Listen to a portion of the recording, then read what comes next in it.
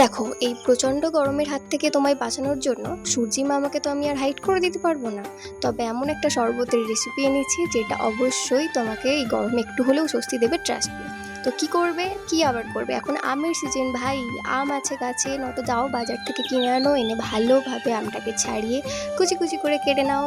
তোমার ইচ্ছা হলে বড় পিসও করতে পারো, ছোটো পিসও করতে পারো, আমি এরকম করেছি একটা।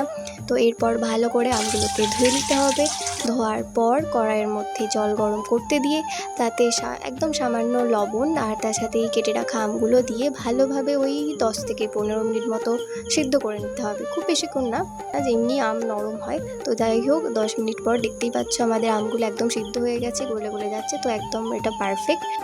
তো এবার এই সিদ্ধ করা আমটাকে ঠান্ডা করে মিক্সির মধ্যে নিয়ে তার মধ্যে দুটো কাঁচা লঙ্কা নিয়েছি, এক টুকরো আদা, স্বাদ মতো বিট লবণ, যেহেতু আগে নুন দিয়েছি সেই বুঝে বিট লবণটা দিতে হবে। তারপরে ভাজা জিরের গুঁড়ো নিয়েছি এক ছোটো চামচের 1 চামচ। তারপর পরিমাণ মতো চিনি, যেহেতু আমাদের গাছের এই আমগুলো প্রচণ্ড পরিমাণে টক হয় তাই একটু চিনিটা বেশি দিয়েছি। তারপর এটাকে ভালো করে ব্লেন্ড করে নিতে হবে।